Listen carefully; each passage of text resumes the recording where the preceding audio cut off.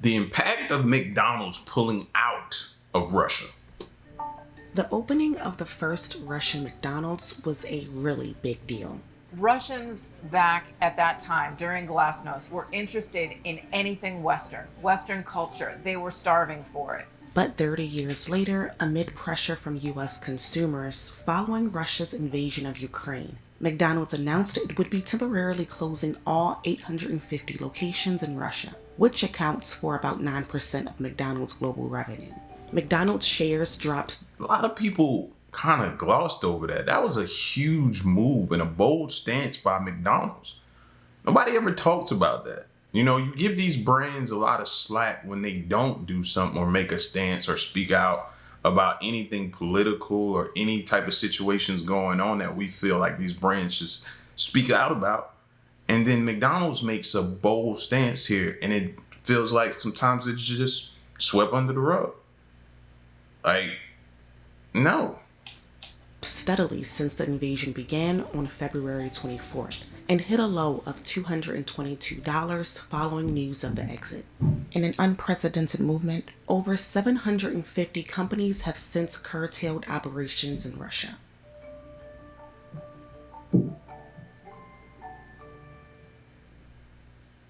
The first Russian McDonald's opened in Moscow on January 31st, 1990. Shortly before the Soviet Union collapsed. It was a really big moment for the country, and the restaurant drew large crowds. Jeez. Some have been waiting for 2.5 hours, and because this is Moscow, not everyone knows why. This woman joined the line knowing something must be on sale here. She thought it was ice cream. It was the biggest McDonald's in the world, and the fast food chain sold 34,000 burgers on its first day. But for the Soviet Union, McDonald's meant more than just hamburgers. 2 months after the fall of the Berlin Wall, the introduction of its first American restaurant symbolized capitalism and a gateway to the West. I was there in the spring of 1988 when the Reagan-Gorbachev summit was happening in May, and they did a pop-up of McDonald's just to introduce it. People were very excited, and there were all these lines to line up and see it. I waited for a little while, and I kept saying to my friends, really, this is not what you want to wait in line for. I mean, no offense to McDonald's, but it's not great food, you know? But they were just excited for anything American because they really loved American products. They loved American fashion. They loved American food. They loved any information they could get about America. McDonald's hired 630 workers out of 27,000 applicants, and all employees were trained to smile, totally opposite from Soviet culture at the time. The indoctrination of the young staff has created a pep rally enthusiasm that confounded some first-day customers. Because it's very unusual for Soviet people to be kind and to be polite to everybody. The fast food giant quickly expanded into Russia, eventually adding about 850 locations, the largest American exposure to Russia since it owns a majority of its restaurants. McDonald's in Russia was somewhat popular. It accounted for about 9% of McDonald's global revenue, but that's mostly because McDonald's owned the majority of its restaurants in Russia. But it was only about 2% of its system-wide sales, which is an indication of every customer who goes and buys a Big Mac and McNuggets, not necessarily how much money trickles through to McDonald's overall. On March 8, 2022, McDonald's announced its plans to temporarily close restaurants and pause operations in Russia in response to the country's invasion of Ukraine. McDonald's took some time to finally make a statement and to shut down its restaurants in Russia. I believe it was about a week after the Kremlin initially invaded Ukraine. And in that time, they had come under pretty heavy criticism, particularly from Yale professor Jeffrey Sonnenfeld, for failing to say anything on the matter, for failing to say anything with regards to well wishes for the Ukrainian community, the Ukrainian operators, that kind of thing. Amid pressure for US companies to shut down their presence in Russia, other fast food chains have followed suit. But unlike McDonald's, those chains don't actually operate the locations themselves. Later in the day, Starbucks, PepsiCo, and Coca-Cola announced their plans to pause business activity in Russia. Yum Brands, which franchises about 1,000 KFC restaurants and 50 Pizza Hut locations in Russia, decided to suspend all investment and restaurant development in the country. Burger King. Now, I know a lot of people are going to come out and say, well, El, you said they deserve to be acknowledged because they pulled out, but they were under pressure to pull out. Okay, so we know a lot of different brands and companies and different ones that when things go down or big things happen, they be under pressure to pull out of certain areas or stop backing a certain person or different things like that, and they don't. They still have the choice at the end of the day. And some still choose not to pull out of certain situations. They did.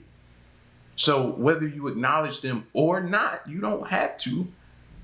I'm just saying, you don't always see this happen. You don't. Which entered Russia through a joint venture agreement, is moving to divest its 15% stake in the Russian business and suspending all corporate support to its 800 franchised locations. It's a way of symbolically showing that we don't stand with their actions in Ukraine, but it's also a way of, cutting off Russia from the West, from the US. And I think also this is part of a general movement as a whole for US companies to respond to political movements, things that go beyond just selling hamburgers. Think about like the Black Lives Matter movement, for example, in June of 2020.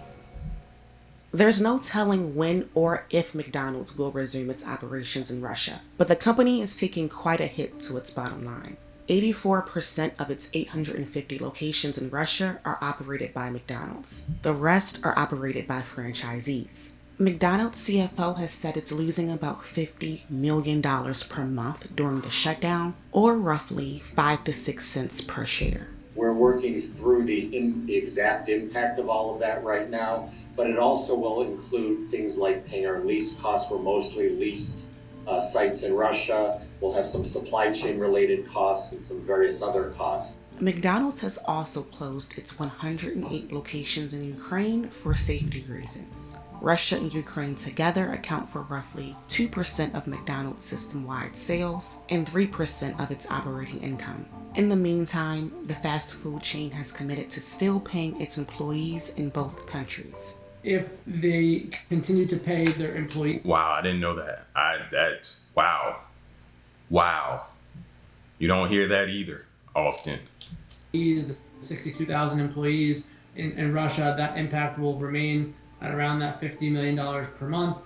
If they stop paying their employees, I think that number comes down dramatically. We just don't know if or when they will stop paying their employees in that market. I think once they do, I think it's kind of another retrenchment backwards. It takes much longer for them to restart operations there if they don't have employees. It'll take a lot longer to do. McDonald's said in a statement that at this juncture, it's impossible to predict when we might be able to reopen our restaurants in Russia. Some analysts expect that those Russian restaurants won't reopen until the end of the year. Some predict this move could be permanent. If this comes to a resolution over the coming weeks or months, it's possible that they can restart operations. And again, it'll be much easier for them to restart operations if they're continuing to pay employees and have them on the payroll versus they stop paying people and they have to go find other jobs. It'll be much more difficult to find those 62,000 employees again and restart operations. Another concern is the possibility of sales across broader Europe slowing down as the war continues, as well as the overall risk of deglobalization. One thing is for certain, the end of McDonald's in Russia would be just as historic as its beginning. The trouble is, those who support the war are probably going to view it as another unjust action by the West for what they think is a modest military operation in Ukraine that they've been convinced is totally justified. And so a hugely symbolic on the way in for everyone, but different symbolism on the way out. And of course, Sarah, Pepsi was the first one in there, 1984. And this has become this. That's become that.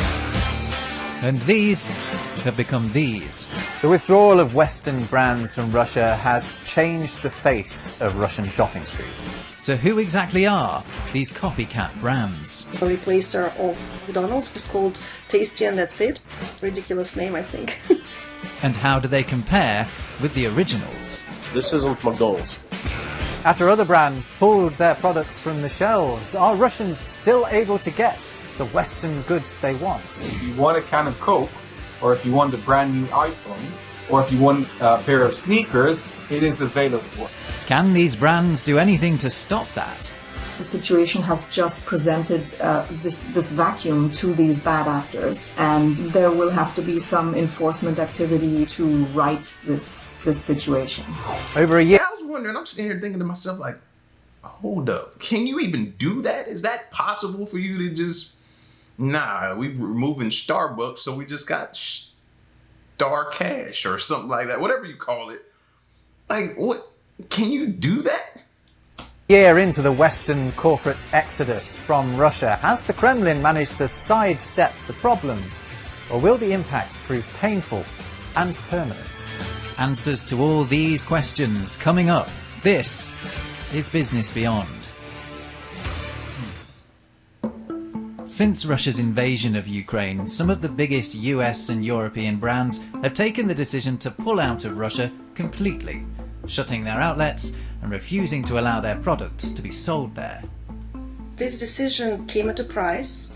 Olga Kamenchuk has been keeping a close eye on the firms exiting Russia. Russian market is significant in size. 140 million people live in the country, so it was a costly decision, and yet they made it. Since then, the vacuum left by these gigantic brands has been filled in two ways.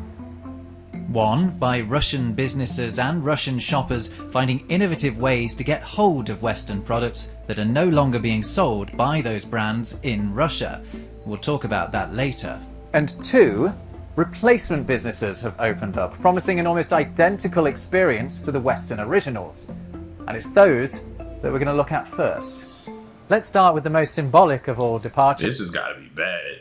It's really not. It's just now settling in to me how this can affect people. Because I know some people who can't go like some days without Starbucks. They'll actually start to go into some type of, you know what I mean? Like a drug addict coming down off of a binge. They'll really start to react like that if they don't have their Starbucks. Some people are addicted to Coca-Cola or Pepsi or something like that. So it's really setting into me like, these brands come in and you become so addicted to them that you really can't go without. And they're having to go without. Which is that of McDonald's. The Golden Archer's arrival in Moscow in the dying days of the Soviet Union and Muscovites' eagerness to get through the doors was a meaty manifestation of American capitalism's victory over Soviet communism. But the closure of its Russian restaurants 3 decades later, in the early months of the war in Ukraine, was a stark reminder of the ideological differences that continue to separate East and West. McDonald's sold its 850 outlets to this man, Alexander Gavor, and within weeks they were open again, with a new colour scheme and a new name. Guzna i Tochka. Translation, tasty, and that's it. Russian vloggers were quick to post their experiences of this new arrival on the high street and compare it with its famous predecessor. Smells somewhat like McDonald's. Now, a lot of Russians say that the experience in these replacement restaurants is very similar to the real thing, but there are certain key items missing from the menu. For example, no Big Mac. The new restaurant's signature sandwich is presumptuously called the Big Hit. Other trademark names are also missing from the menu, like the McFlurry. In the early days of Guzna i Tochka, you couldn't even get fries with that, thanks to a sanctions-driven shortage of potatoes. And that's not the only economic effect that's proven a drag for the fast food chain. The new McDonald's, the tasty and that's it. McDonald's had to raise prices recently. There were expectations maybe it will affect the demand. So far, it did not. One of the major reasons why they had to raise the prices, I think, is inflation, which followed the sanctions that were imposed on Russia. Self-sanctioning is a term sometimes applied to the firms who voluntarily withdrew from Russia, albeit after some pressure from back home. KFC and even Pizza Hut, whose advertising once featured former President Mikhail Gorbachev himself, have announced they're leaving Russia and have sold their assets. But another American icon that's already upped and left is the world's biggest coffeehouse chain, Starbucks.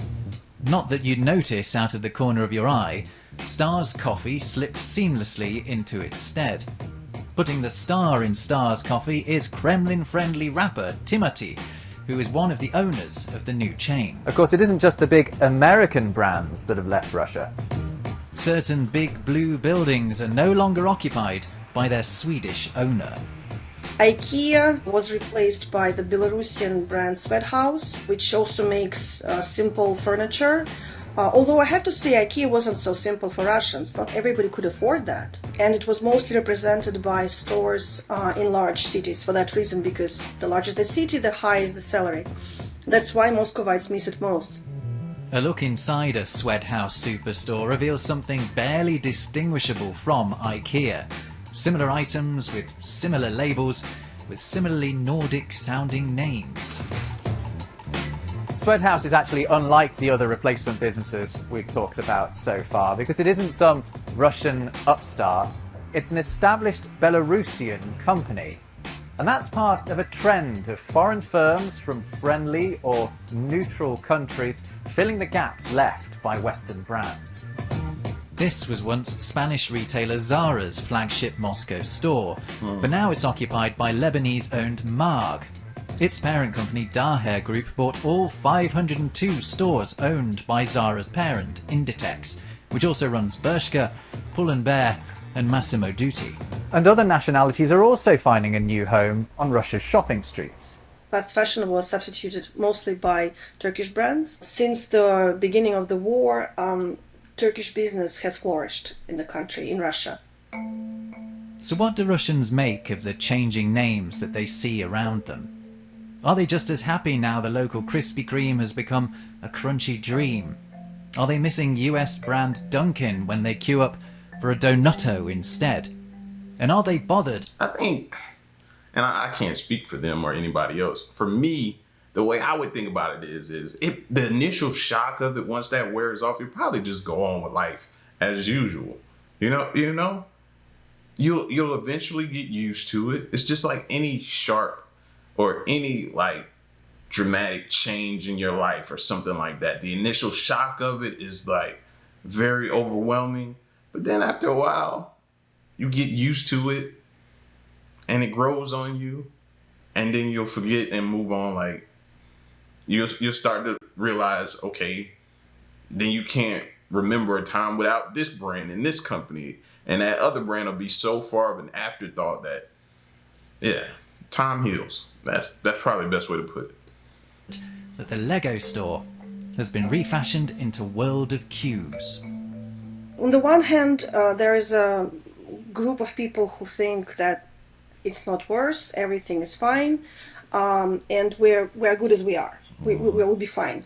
And I think probably those would be the ones coinciding with those who say that they don't, that they are upset and that they don't want the brands back. But on the other hand, there is a sizable amount of people who are joking about the replacements, who find it funny. They are joking about the replacement of McDonald's. You can't replace it. Some say Belarusian furniture is not Swedish furniture. And it's that Swedish furniture that Russians say they're missing the most. A survey suggests IKEA is the brand they're finding it hardest to live without. The top 3 brands were IKEA, McDonald's and Zara, so representing very different things, right? Home decor, fast food and fast fashion. And Russians are also revealing how much affection they have for these Western names when they find themselves in countries that still have them. Many parts of the world don't want to see Russians there, so there's much less tourism going to European countries. But for example, in Turkey, Russians used to go there before the war. It was one of the popular destinations for summer vacation, and they do this now. And only now I see something I've never seen before, when people go to their, some Turkish resort, and besides swimming in the ocean or swimming in the sea, they go to IKEA, or they take a selfie with a, Starbucks coffee cup, which again isn't a big deal maybe for us, but once you don't have it, you realize that you miss this brand. So they take pictures with a Starbucks behind them, And it's that allegiance to these American and European brands that the replacements are trying to capitalize on. That's why their product offerings are so similar to the originals. But the extent of the emulation does raise a question. How are they getting away with it? That's the question I put to Iris Gunter from the International Trademark Association. Here we go. These, let's say, imitator, imposter brands, whatever you want to call them, have essentially used the fact that some of our well-known famous marks and brands have, for various well-known reasons, removed themselves for the time being from the Russian market. So some of these new stores that have opened, restaurants, some of the products that are being sold may well be infringing, may well be considered to violate local trademark laws and also the local jurisprudence, but it does take a plaintiff. So basically, the Western brand's withdrawal from Russia means that they're not around to defend their trademarks. So does that mean that their intellectual property, what makes McDonald's McDonald's or Starbucks Starbucks, is fair game?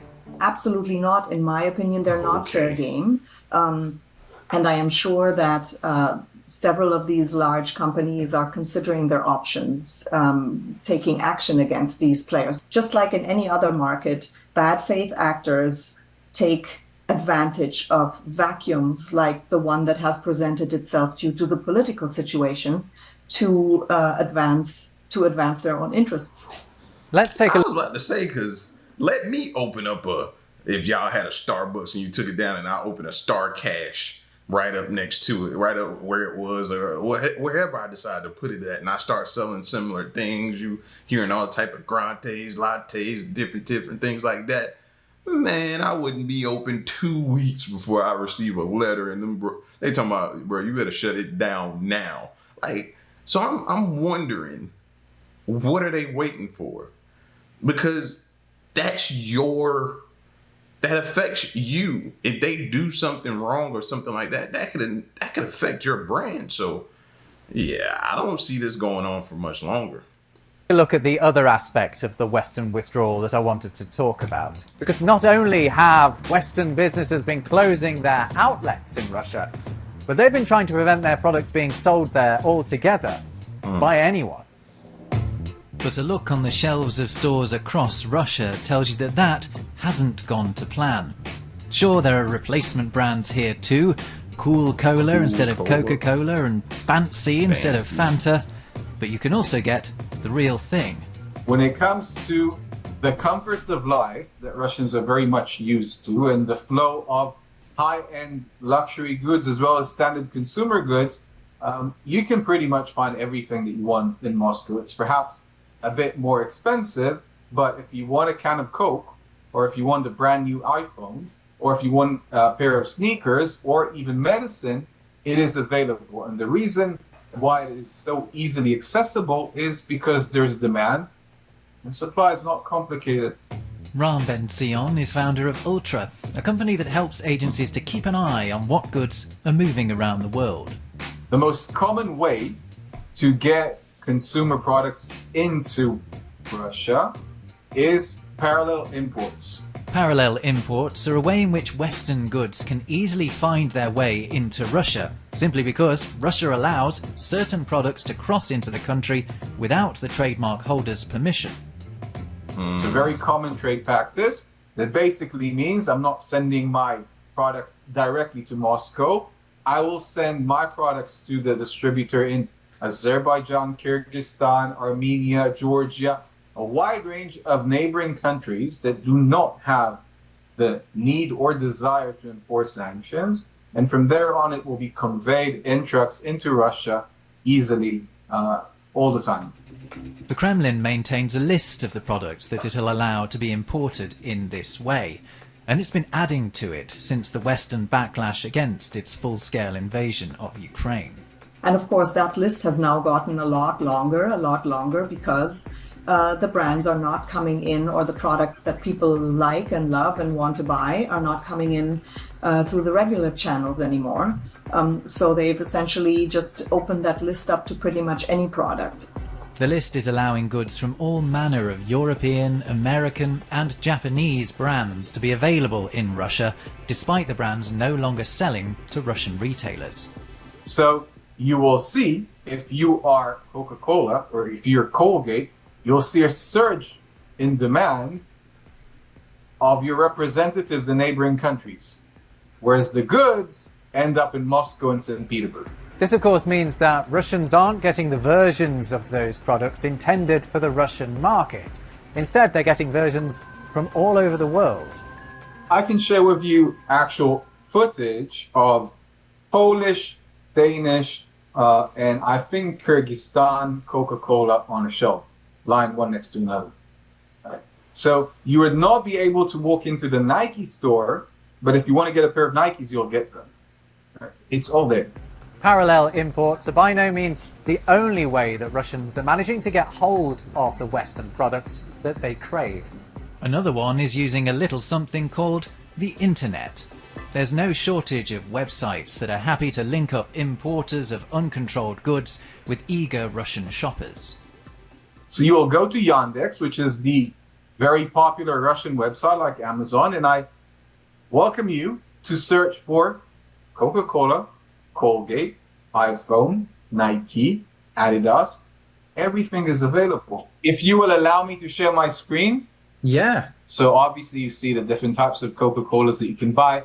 But what is atypical, you see the little flag here? Georgia. Yeah, Georgian flag. Right. So in some cases, there's actually a specific indication, okay, this is British Coca-Cola, maybe it's more expensive. So you can choose pretty much every product. It could be Coca-Cola or an iPhone, the brand new 14, or Colgate. You'll get the results. And there's also a third way that Russians are getting hold of these items, and one that cuts out the middleman. They're sourcing these items from overseas themselves. They have friends somewhere abroad, in any country really, I don't know, Kazakhstan, Armenia, or United States, or Germany. They ask them to send things. I personally was asked to help buy clothing for children through H&M. Again, a brand we're used to, not a big deal, right? I mean, once you don't have it, you notice it. I know that some people are making kind of small businesses out of it.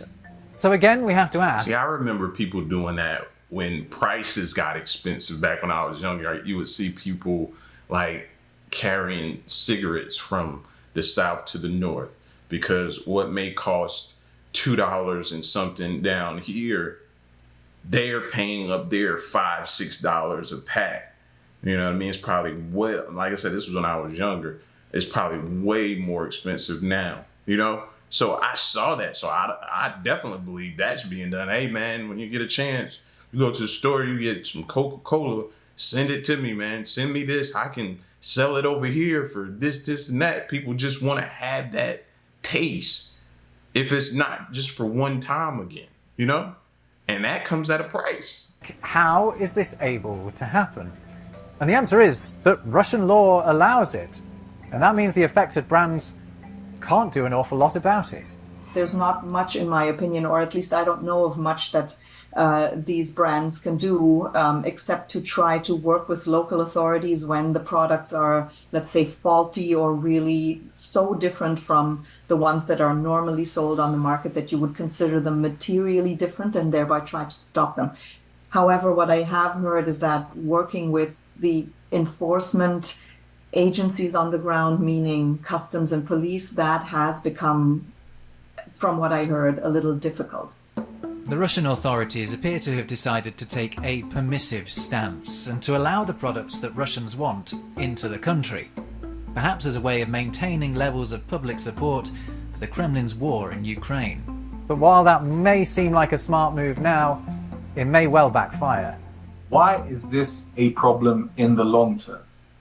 When you enable an illegitimate, even criminal infrastructure to drive products into the country to serve a short-term requirement, it will remain there in the long term.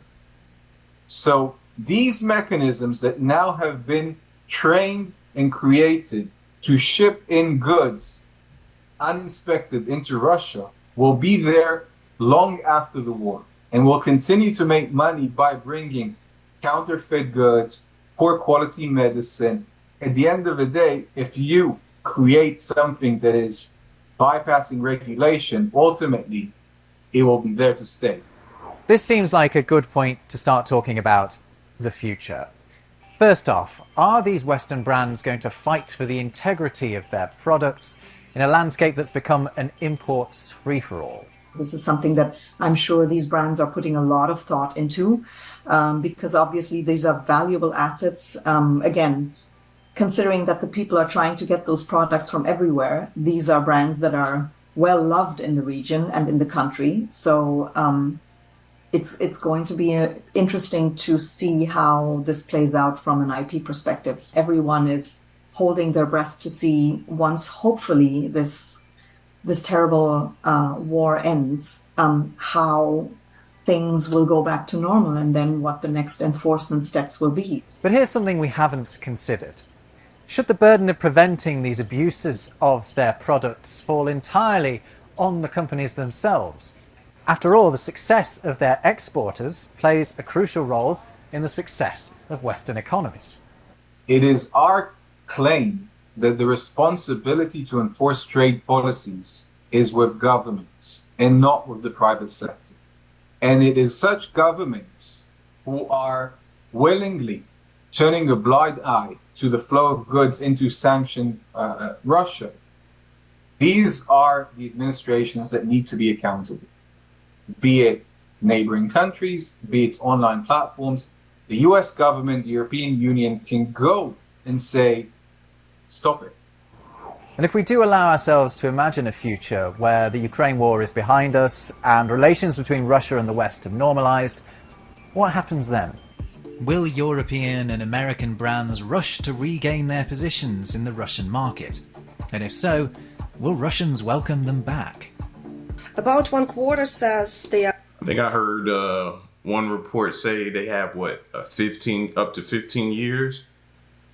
There's one report said that. I haven't heard anyone else talk about that or speak on how much time, let's say, a McDonald's have before they have to reestablish themselves back in Russia. I think the agreement is up to 15 years, and then after that, it'll probably be no longer allowed. But I want to check in to see some other sources say something or speak in regards to that before I believe anything. They're upset and they don't want them back. 2/3 say they don't regret it at all. But, you know, when you think about 2/3, you think, okay, that's a majority. And yet, in a sizable market as Russian market is, even 1/3 of those who say that they do regret is a lot.